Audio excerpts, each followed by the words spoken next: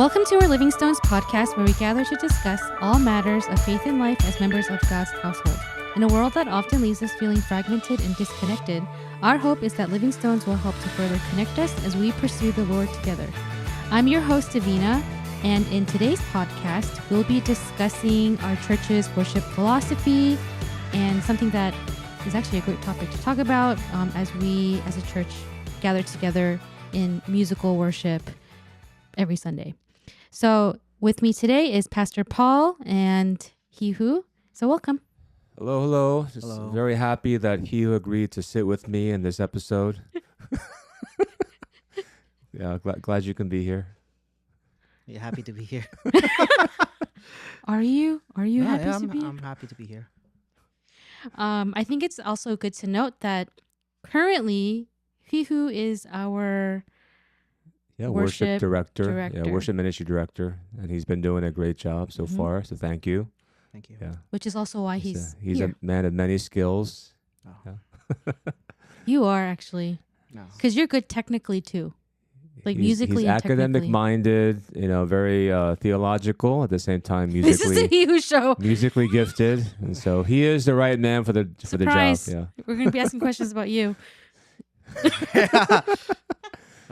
Okay, so again, as I said, we were going to be talking about our worship philosophy. And so let's start off with why this is important to talk about anyways.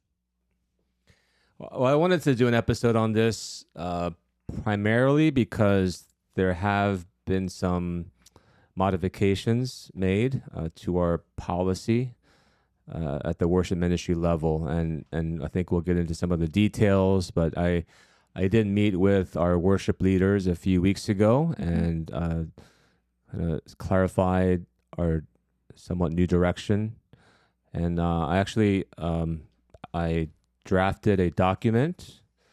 It's like an 8-pager actually, so it's not that short. But I'm planning to share this with the whole church, and so I think this episode will be primarily based upon this content and explaining, what the former policy was and what the new changes are, and the rationale behind it.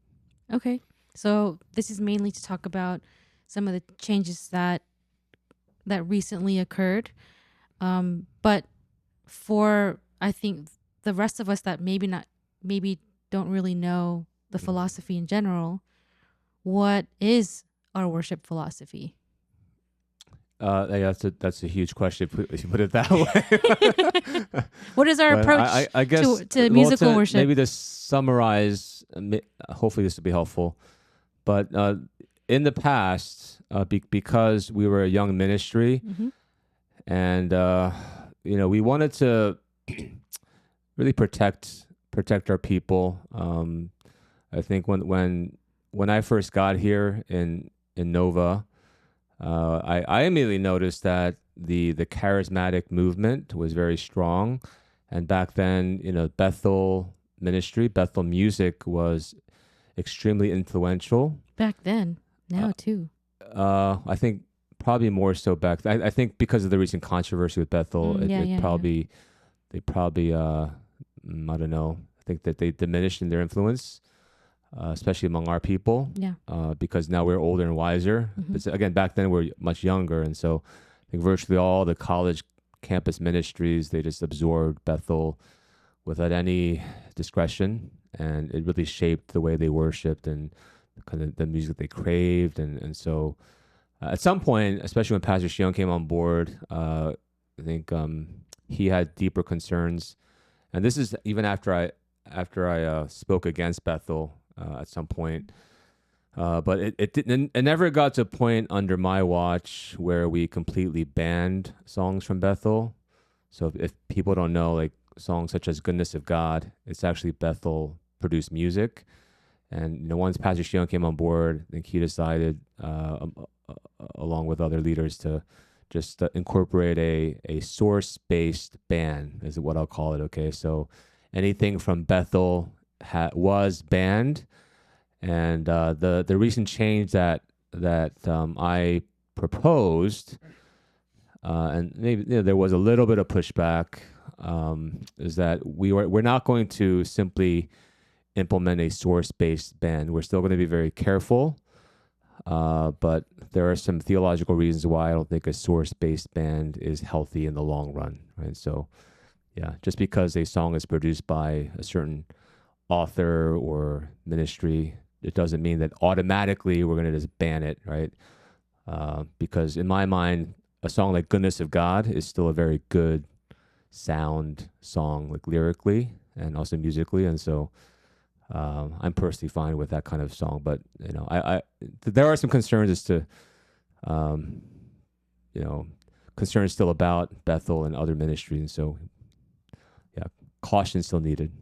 Okay. Yeah, I'm glad that you clarified what a source-based band was.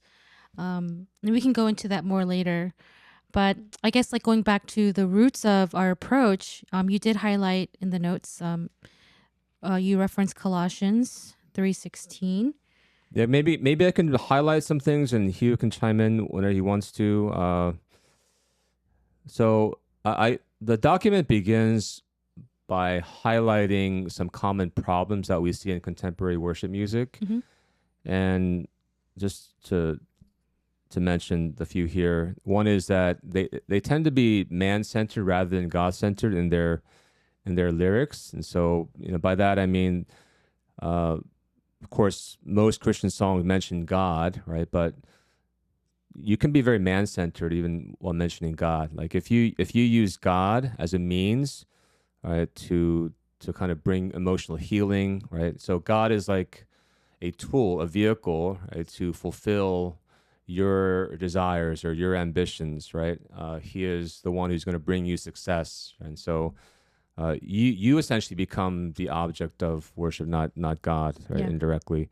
And when congregations sing more about their own experiences rather than about God's attributes, then I think it can easily sway into more of a man-centered experience. And so that's what that talks about. And then, contemporary music, generally speaking, they're very thin or vague in their theology. And that's by design because, they're not trying to be heretical, but they're trying to, they kind of have to be theologically obscure because they're trying to appeal to the most people, right? So you're not going to, you rarely see songs that speak specifically about God's wrath, for instance, or judgment, right, or repentance, in those clear terms, because it's not going to appeal to the masses, right, and it's not going to appeal to all denominations, let's say, and so things are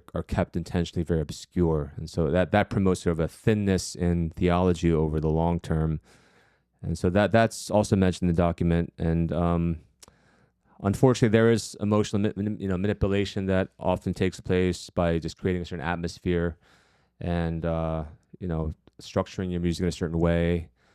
I don't know all the terms that musicians use, but I think there is a way, and he would know, there is a way to kind of touch upon certain emotions and create a certain ambiance, right? So there's that. Songs are written mainly for, not mainly, but maybe more for performance rather than for congregational singing. That's one problem as well. And I think partly because they're written by professional musicians and they're designed to be sung on stage, right, for performance rather than for like a congregation, singing in a worship service. And so you see these traits. And one thing I want to mention that maybe people have not thought about as much as there is this rise of creative hubs. And what I mean by that is, inevitably you'll have ministries that have more resources, like more excellent musicians, let's say, like Brandon Lake is like, I guess the hot guy, or he's been part of Elevation and other ministries, and he was showcased at the Charlie Kirk, service. And you have these, gifted singers who also look cool, right? And they're backed by, these big organizations and ministries have not just personnel resources, but also financial resources, and, Right. and they can invest in the best equipment, the best lighting, the best promoters, right? They get pushed on social media. And so you have like Elevation, you have Bethel, you have like Lakewood, you have the smaller organizations, maybe like Shane and Shane, what they do at Watermark, the Gettys, but they're much smaller in scale. But you have different sizes, but all of them, they're invested in producing music, which they deem to be quality music, and so we consume, right, this music, and I think that the trend has been, Bethel and Elevation, they have the bigger piece of the pie, right, and so they're influencing more people through their music and song. While the Gettys, let's say, or Shane and Shane, they have also a slice of the pie, but it's maybe a smaller percentage, right? And so you have these creative hubs that they have a big influence on the larger Christian population, right? Yeah. So I think that's a problem because, well, not necessarily a problem. It can become a problem because through the music, people they're ministered to, and their theology is shaped, right? And you have to ask the question: well, if you're in a church, right, who should you be shaped by the most? It should be your own leaders, your own pastors, right? But in reality, it's really more by these musical authorities, right? So I think that's a problem. Huh. It's so tough, though. Did I explain that correctly, or you want to add anything? Is that clear enough? Yeah. No, but it's tough because, there's a reason why. I mean, as much as I love Keith and Kristen Getty and Shane, they're awesome. They're also giant, like just the foundational giants for me. Mm-hmm. It's because Bethel and Elevation, they tend to come out with melodies and harmonies that match more contemporary, indie type of really drawing out strong feelings type of melodies. And so that's why, the Gettys, they're more, they air towards more the hymns. So that's what's tough, because we're not a church, like, especially our younger people, we are more attracted to the more contemporary sounds, and then they have a deep appreciation for the hymns. So it's the times that we're living in. There's that too, but Gettys are also limited. It's mainly the Gettys singing with a few other people. Yeah. Whereas Elevation it's a bigger project, right? You have multiple musicians, and they're churning out different people and with different styles of singing and stuff. And so I hear Watermark's very active too. The younger generation at Watermark, where Shane and Shane are serving, they're very active in churning out new musicians and investing in the next generation. So there's that. Personally, I prefer like the theology of a Shane and Shane than an Elevation or a Bethel. But I can't deny the fact that in terms of the quality of music and how they, I guess, how they present themselves as a worship ministry, and in terms of like their mass production of songs and the quality of it overall, like Elevation is pretty impressive, right? So yeah, no denying that. Yeah. And then Hwihu here, who I know is very hip to what's trending or what sounds great, especially because I know you have a certain passion in music too, and you love probably the feel of what some of the songs provide. Like, I'm wondering, like, what and at the same time, you are extremely theological and you are a student of the word. So, like, I'm just curious, like, what are your thoughts and feelings to this tension right now? I think if we're talking about, I feel like we're talking about a lot of things, but my brain kind of latched on the differences in style. That's kind of what I'm hearing. Elevation prefers certain kind of a genre of Christian music. Like, let's say Shane and Shane, they are influenced by country music for sure. The way they play, right? The way they treat the acoustic guitar as a everything is a country influence. Elevation nowadays more of African American music. Gospel. Gospel. And let's say Gettys will definitely be more like Celtic, Irish, traditional Presbyterian music. I think and our church, we practice regulative worship principle, meaning we follow the Bible faithfully in our kind of a worship philosophies. And when we're talking about which band, which music style are we or more aligned with, I think that has to do with the majority make of the church. What kind of backgrounds do we have? Us majority being Korean Americans and grew up in churches that sang kind of a contemporary rockish early 2000 Hillsong, Starfield songs. Or we think what is a kind of a sound proper worship is that kind of music. We're just conditioned to do to sing those songs. True. You can't deny that either. Because for me, I grew up singing a lot of hymns, so I feel like our members would know when I lead worship. It's definitely different. Yeah. There's one or two hymns for sure. There's a lot of words in your songs. Oh, yeah, a lot of words too. I mean, it's the same thing for me and my wife. Every time something happens or we like, let's say, hear a word that triggers our memory, like hymn memories. Because we both grew up in the families, we sang a lot of hymns. We sing like hymns at home, just for fun, as a meme. But yeah, I think we're talking. So one aspect of this topic is that we're talking about which, because we're all worshiping, we're all praising, but in what way? In what? What are we comfortable with? So that's why in our setting, if we're to try to play something that's super gospel-y, it's not gonna work. It's not that we're not capable to play. Okay, we're not that good, but it's super gospel-y, like, as in like Elevation Mavericks. Like church and elevation like music. Our congregation don't know how to respond to that. Right. It's not that they don't praise. It's just that we don't know how to. That's not our culture. I think that's important to note. I was going to say earlier that when I first got here, it's like I had to think like a missionary to some degree, right? And if you're a missionary, right, you don't impose your own music on people, right? And so it would be foolish of me to say, hey, all we're gonna do is just sing hymns, right? Even if it doesn't like work with our, like they don't know how to sing hymns and it just doesn't touch their hearts, right? And so I always thought since 2009, I'm gonna allow some freedom there and allow these college students to sing what ministers to their hearts, right? Even though it may be from some questionable sources, right? And so that's always been my philosophy along the way. Again, that there was some concerns, and so we kind of made some adjustments, and so but we're kind of going back to, I think, I don't know. I want to think it's a wiser approach, but maybe there will be some feedback that would offer some clarity there too. I think, again, I think to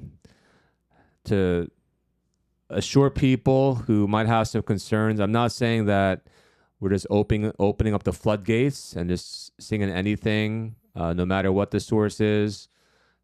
That's not what we're doing. But I'm also making it very clear that we're not going to be super dogmatic and say, hey, just because it's been produced by this ministry, that it's completely banned, right? So, yeah, I think a simple kind of thought imagery to have for listeners as they're listening to our conversations will be, there are two spheres of, I guess, topic that we're talking about here. One is musical preference, culture, and the other sphere is theological sphere, like what's the content or message of the song.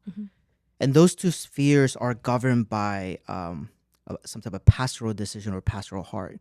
So pastors considering two aspects, and then try to communicate kind of the pastoral direction through these spheres. So we're not just saying, oh, only theology matters, everything else doesn't matter, so let's all sing just hymns and psalms. At the same time, we're also not saying no, we only care about musicality, therefore theology is whatever, as long as people are blessed through music, then that's all we care about. No, we're trying to keep the balance here. So yeah, I also think that I'm especially, there was that one moment I think last year when I was trying to line up the songs for like Passion Project and different musical projects for our church. I was so limited because of this source-based choices, and so I scoured the internet to try to find more theologically aligned ministries that pumped out original songs. And so, I realized right then and there that our church is unique in that we are we do try to be conscious of the theology, but then give leeway to style, because for the most part, PCA churches in general are just not creative stylistically. Like we're not very hip. And so that to me has always been a tension personally. Yeah. I think it also would be helpful for me to clarify that it's in the document. I'll just read from it. Just because we use a song in corporate worship, whether it's from Elevation or Bethel, it does not imply a wholesale endorsement of that church or ministry. I say that's an important, I think, statement to make and for me to be clear about. It's one way to think of it is like, quoting C.S. Lewis, it doesn't make us Anglican. He was Anglican, right? Yeah. Singing a Matt, how do you pronounce his last name? Mayer? Who's that? Oh, Matt Maher. Matt Maher. Yeah, Matt Maher. Yeah. Did you know he was Roman Catholic? He's a very well-known artist, right? He is, especially in the Reformed. Yeah, just because we sing his songs doesn't make us Roman Catholic, okay? Singing Hillsong music doesn't make us Pentecostal, right?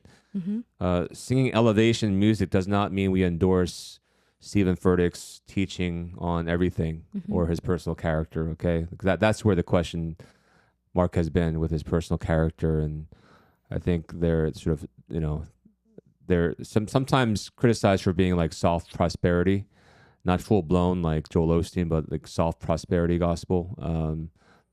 That can be debated, but that again. So again, just because we use a song doesn't mean we endorse the entire ministry. So that's got to be clear.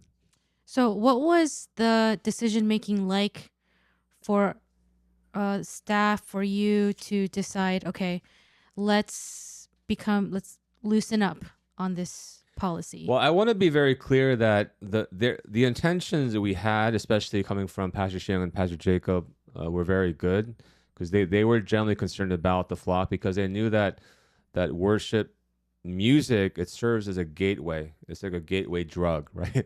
People often say like marijuana is a gateway drug. It kind of leads into other harder drugs.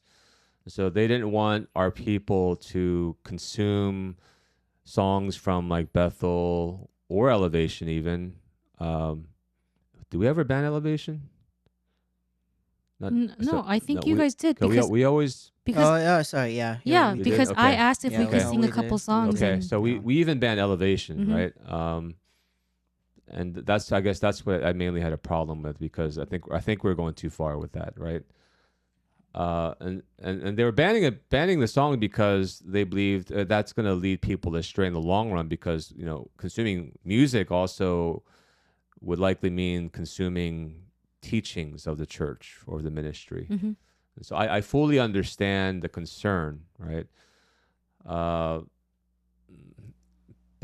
I don't want to treat Christians, especially full-grown Christians now, as kids. When my kids are young, when they were young, right? He's already 8 now, so he's not that young anymore. But yeah, the younger they are, I think the more strict you can be. Like, you don't want to give them full access to the internet, for instance. You want to limit their game time, right? You want to make sure they're consuming healthy music and not being exposed to like R-rated stuff or X-rated material, obviously, even with music. And so I get that. But as they get older, you gotta, unfortunately wean themselves off of you and allow them to discern for themselves and enjoy more freedom. Okay. And so I think there's got to be some of that going on regarding how we shepherd our people as well. And I think it doesn't develop them as faithful and wise, discerning disciples of Christ if they just are simply following orders from their leaders. Oh, you can't sing this because, without really no valid reason, right? Other than to say, oh, well, our people might be led astray. if they kind of go down a rabbit hole, right? Yeah. So that was one perspective I had, right? Yeah. And I can also understand in that, like you mentioned here too, how, lyrics can be man-centered. It could be therapeutic. And then, so even with that, is there a level of that has become acceptable then? Well, I think that's, every church, I would say, probably on a spectrum. I think if you ask a super conservative church that only sings hymns and only sings the Psalms, they would think our church is so loose and liberal and musically. But, on the other hand, if you ask other churches on the left, like that are far looser than us, they would think we're too stuffy and, traditional, right? And so, again, we're trying to be sensitive to where people are and what edifies our church in a way that also honors God. And so again, you can't ignore that component.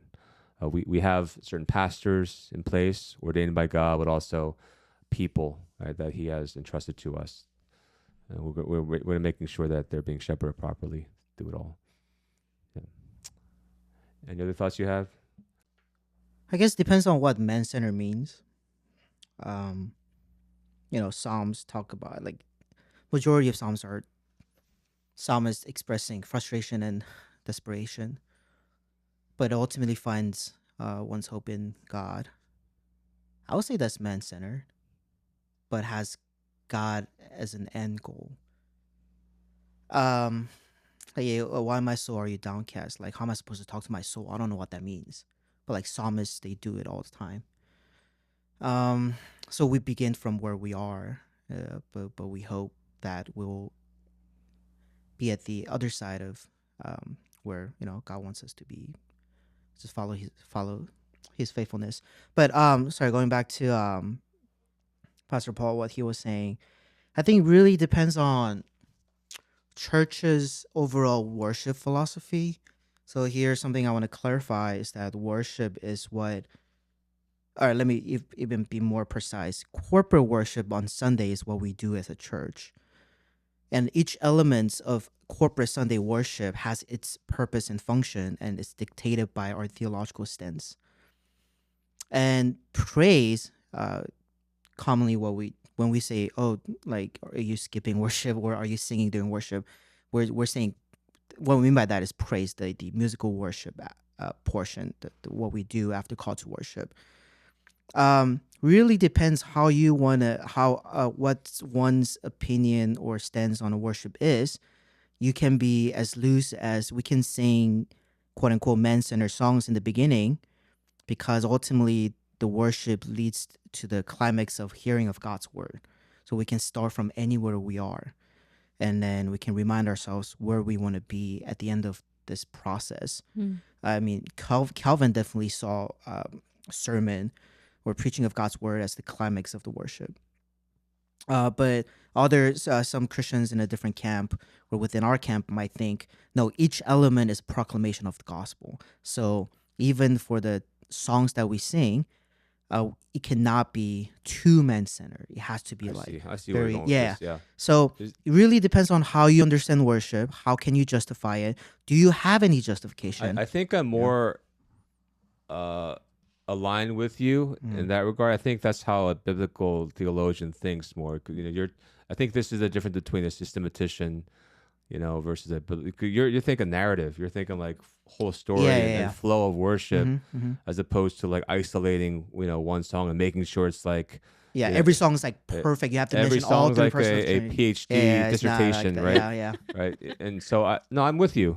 You. Like as long as the worship service as a whole, right, has a coherent flow, and it's preaching the gospel all throughout, right, and in a sensible way, then I think that's healthy, right? So, but I guess that would maybe not define man-centered exactly the way you did, but I get what you're saying. I'm saying is that there are, like, a lot of mature Christians are where they are because they have thought about this very faithfully, intentionally. So before casting judgments, we should really think about why they're there, what kind of decision making process did they go through?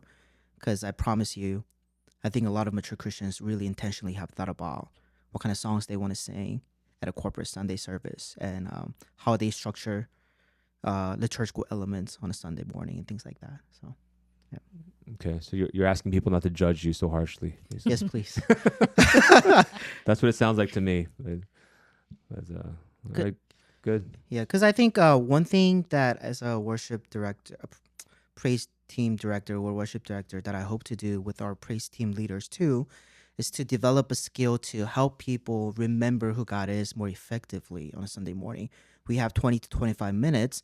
We are so confused Monday through Saturday, like who's God? Like I think I know who God is, but I definitely don't act like I believe in God, or my lifestyle or attitude or decision doesn't reflect the God I love.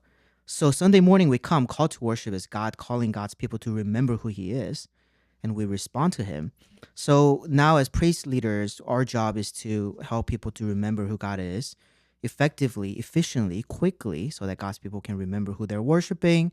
Meaning then call to worship or the songs that we choose has certain theological themes. We thread them. We are communicating a gospel message, a specific angle of gospel message through songs and things that we share. So if that's the case, then yeah, we do need wide spectrums of songs to help us with that, because not every song covers all aspects of the gospel. Gospel is like a diamond; you can look at it from all different angles. So if you want to talk about God's faithfulness, we need sets of songs that talks about God's faithfulness. If you want to talk about our God is someone who likes to give blessings. He's not stingy. He's generous to the point where he's willing to sacrifice his own son. Then we do need sets of songs that talk about how generous God is, Father is, and things like that. So we do need the whole scope of Christian songs for us to utilize. Yeah. Right. Agreed. But then, where does style come in? Is style important then?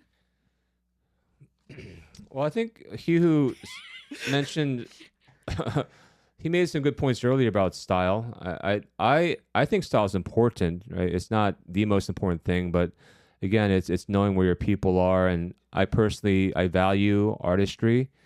I'm at heart, I would say, an artist, right? My entire mom's side, they're all artists, and so I think I got some of that in me. And I love beauty and especially musical aesthetic, and so that's part of who I am. I love the fact that God has blessed us with many talented musicians, and I know how frustrating it can be if you're not musically challenged. Like if you feel like you're just stagnant and you're playing the same chords every Sunday, and like the music itself does not inspire you. And so that's part of the equation as well, right? I think I don't want to stifle musical creativity by limiting our sources too much, right?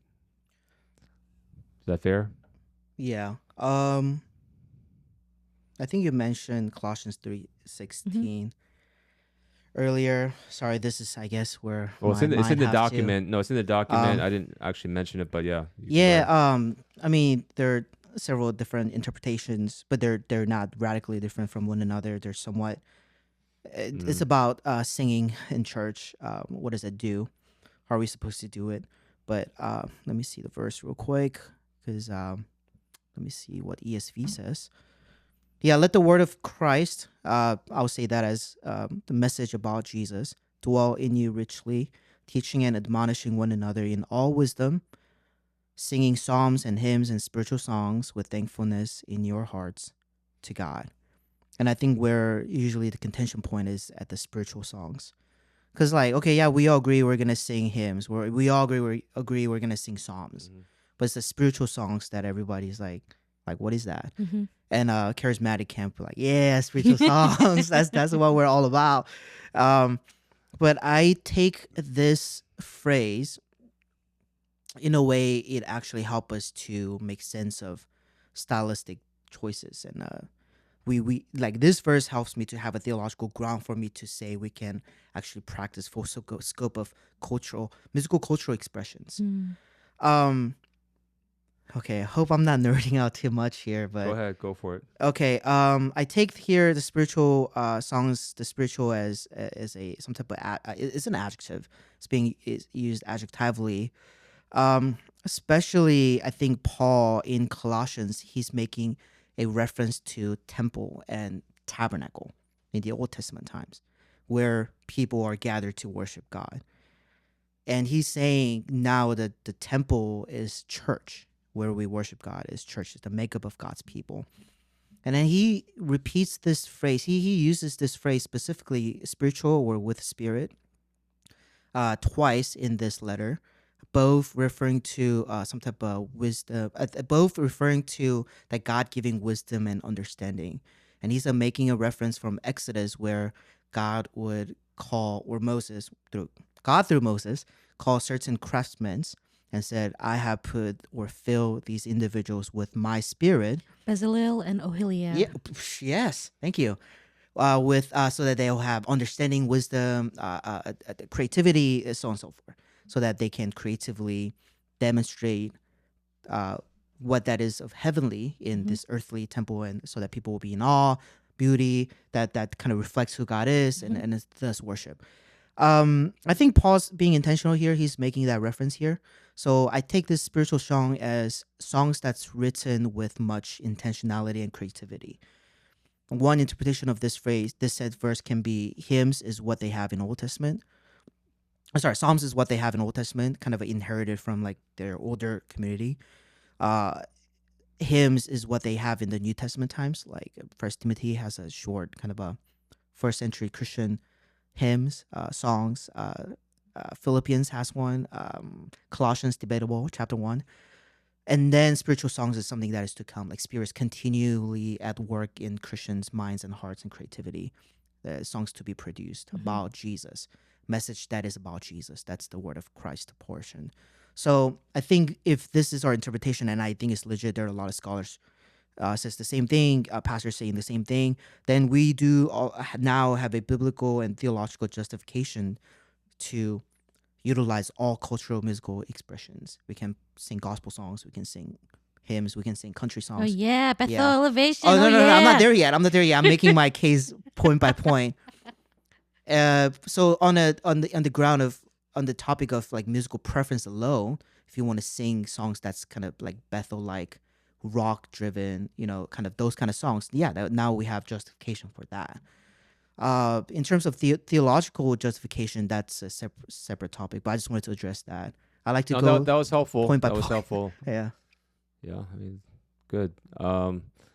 For audience sake, I want to make it clear that Bethel ministry is, in my mind, much more problematic theologically. They think they hold to something called the NAR, the New Apostolic Reformation, and there are other terms that are thrown around to describe their theology, but they're big about prophets and apostles and extra biblical, revelation, and so what I saw a lot in 2009-10 when I first got here is college students being really led astray, like not delighting in God's word, but seeking out local prophets who can pray over them, and they were just so infatuated by extra biblical experiences, and so that was a huge concern. So I would just want to make that clear, okay?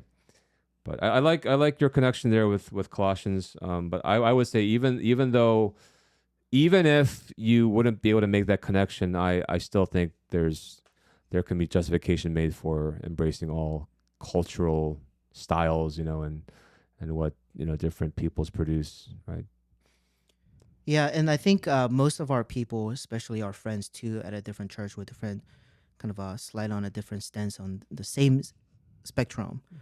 I feel like people's concern is not primarily musical preference, stylistic preference, but it's theological, dogmatic kind of rigidity. Is that a word in English? Can you elaborate what you mean? Things like Bethel, obviously they do weird things in our eyes. Let's say they shout, wave flags, or they say Jesus. Okay, let's say Elevation, for example. Elevation across a lot of their songs, so any songs that's produced by any organization reflects their belief, their philosophy, their kind of a core theological kind of a that thing, what makes who they are. One thing about Elevation is that their view of resurrection and kind of Jesus' divine power, how he resurrected himself, in some mystical way that runs in us too.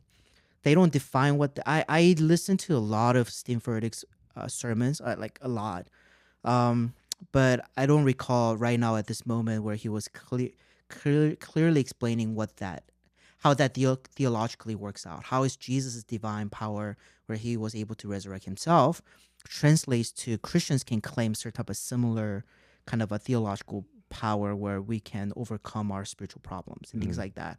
The connection is loose. And I think that can create some type of dangers. Yeah, and the songs reflect that too. It's like the resurrection power runs in my vein too, runs in my blood too, whatever. We don't sing that, right? Yeah, we don't sing that because, it's because that just sounds weird. Yeah. Well, but all I'm saying is that, yeah, that would be like the theological concerns. If we sing elevation songs, church members will think, wait, we cool with them. Maybe on my own time I can listen to their other songs. And then they will love their songs. So that's the danger. Yeah, that's the common kind of concerns that people raise against. But I guess even if yeah, I mean, what we're trying to do. I get it. Yeah, but what we're saying is that I think pastors looking and knowing our congregation really well think that we have now arrived at a certain maturity where we can trust people. That's but this is why we're making it clear, right. We're saying that's why. And I think we're even explaining what elevation believes and what, but we haven't done this before. So this is all helpful. Like if we didn't do this, right, and let's say if we never sang an elevation song, they would still get exposed to it, right? Because that's why it's available. It's so popular. Yeah, everyone's singing it.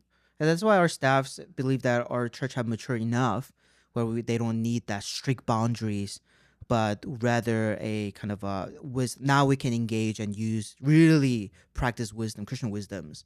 And I trust that our teaching or pastors' teaching have been really faithfully sown seed in their hearts, and they're able to discern. And we have created a culture, safe enough, where even though we modify our philosophy a little bit now, people will be like, yeah, no, this is enriching, if anything, than stumbling. But as far as I know, like elevation's official teaching and doctrine is still, it doesn't cross over into heretical.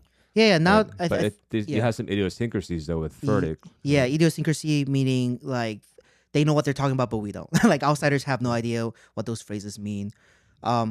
Yeah, no, I think that then leads into a different topic, a deeper layer of topic where at which theological layer do you consider orthodoxy? Like first, kind of if you imagine a concentric circles in Christianity, first core layer is kind of a doctrine of God, who God is, who he is. We got to absolutely have that right. Like people die for that. And then second layer will be like, then how does sinner relate to such a God? So like anthropology and hermetology, like how does one get saved?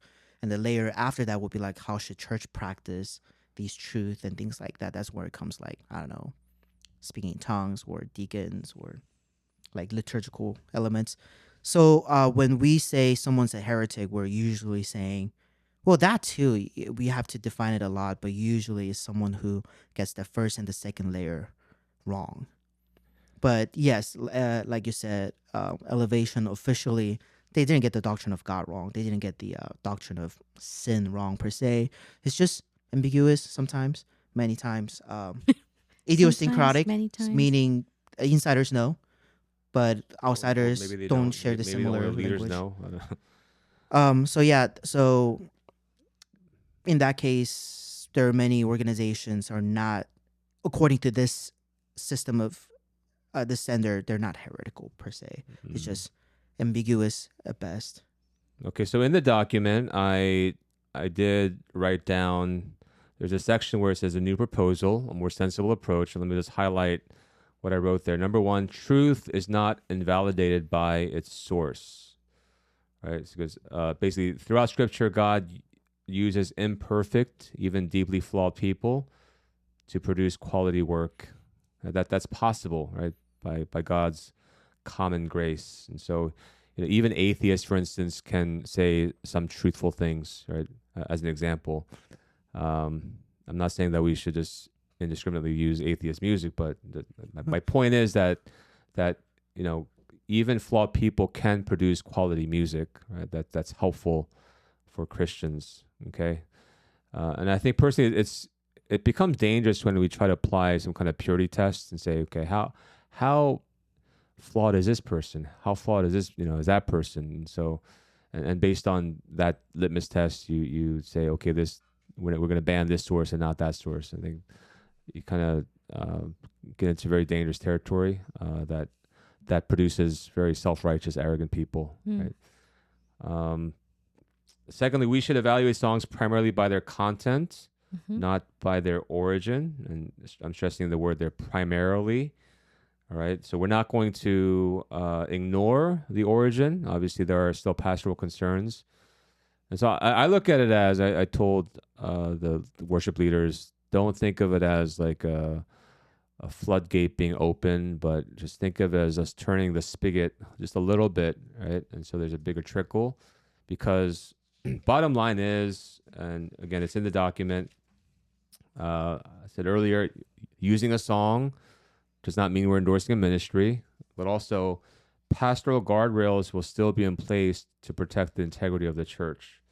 And so there's better actually processes now, better structure in place, where, how's it go? We have the preacher sending out the sermon outline by Tuesday now. Great. What it used to be Friday actually when I first got here. Just send the worship leader the sermon outline on Friday. That's but crazy. Then it became Wednesday at some point. How do they practice? And now it's Tuesday. This one I had like one guy leading. It's Tuesday, and then the worship leader is supposed to send out his song list by Wednesday. Is that correct? Wednesday. And so that's fairly new. And so the elders have a chance to chime in. I'll chime in if I have to. I think this past week I said something. Content's great, but I think for this set, it all sounds kind of mellow. So maybe for the opening song, have something a little more energetic and inviting. Right? That's the input I gave, and they made some adjustments. And so there is a process where feedback can be offered and adjustments made throughout the week, right? So what are those guardrails? Like, let's say a worship leader submits the songs, and then how do you guys evaluate? I guess there's some factors we will consider, and again, the members can read on their own once I make this available. But overall quality of the song, including its lyrical substance and musical aesthetic. Okay, so we're looking at not just the theological content, but also even the style, the aesthetics of it. Okay, because in my mind, that's a component that shouldn't be ignored. If you're producing like a house, right? Part of a good house is also its beautiful design, right? So there's always that balance. When we renovated our chapel many years ago, the architects tend to have more their focus on the aesthetic, right? And so, but for us, it was a balance between aesthetics versus function, and also how much we can afford to actually do. And so, we didn't want to sacrifice aesthetics completely. That's why we still have the curved wall. Like if we just focused on cheapness and saving money, it would just be a box, right? Yeah. and nothing curvy at all with the front stage and the back wall.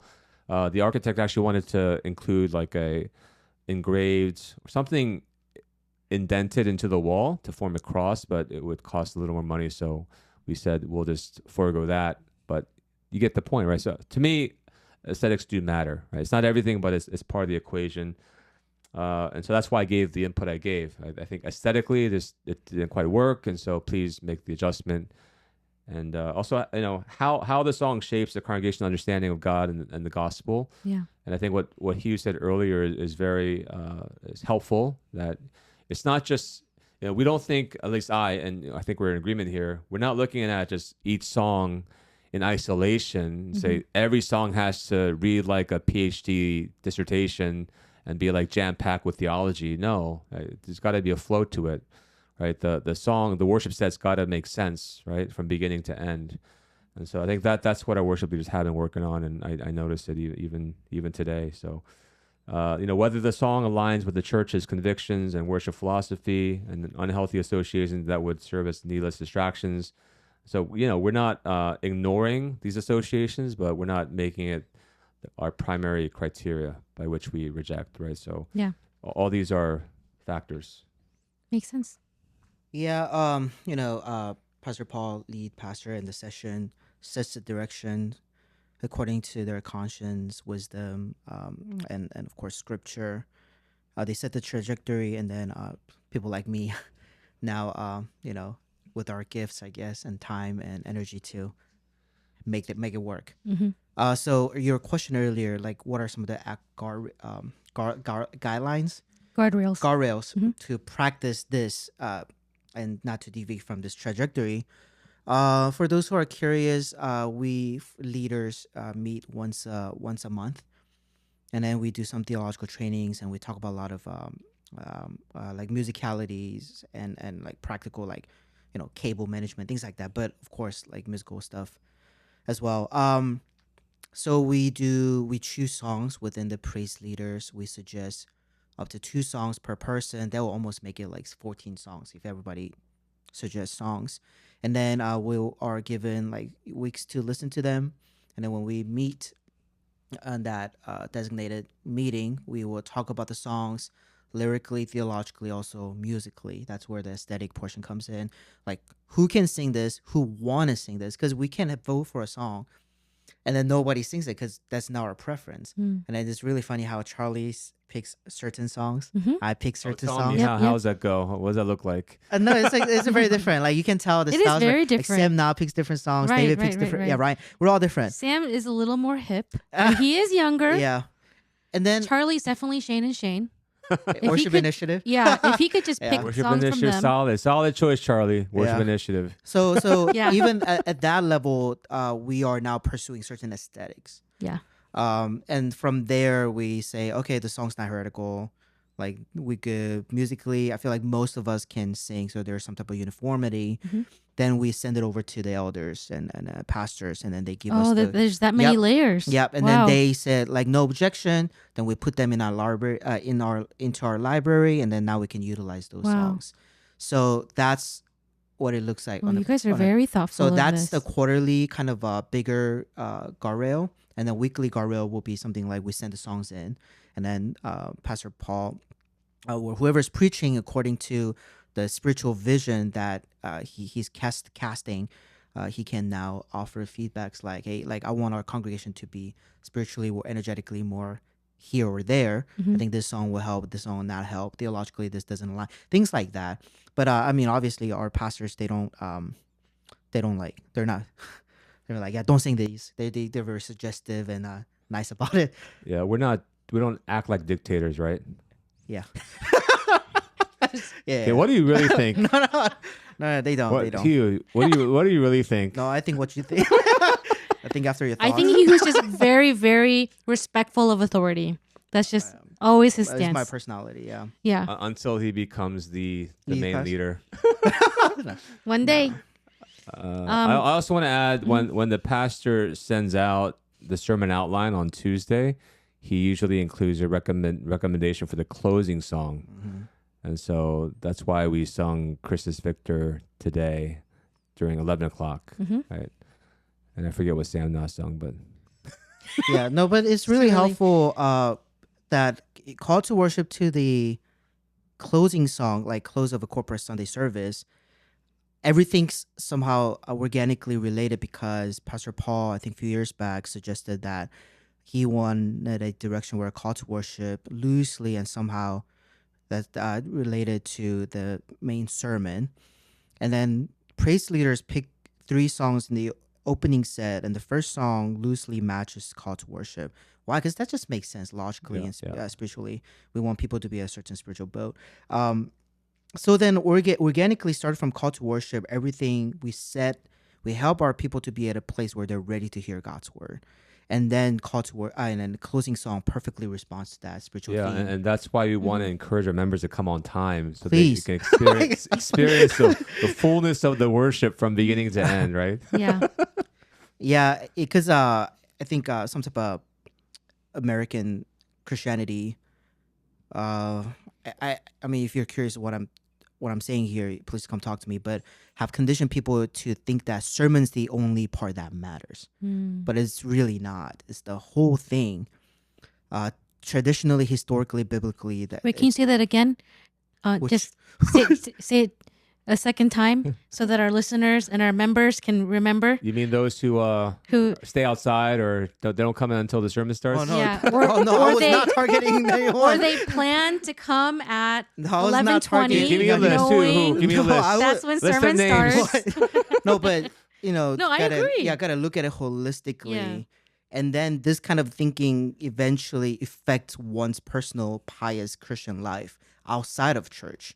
Um, all that to say, corporate Sunday service begins with God's call, ends with benediction, and that has to, yeah.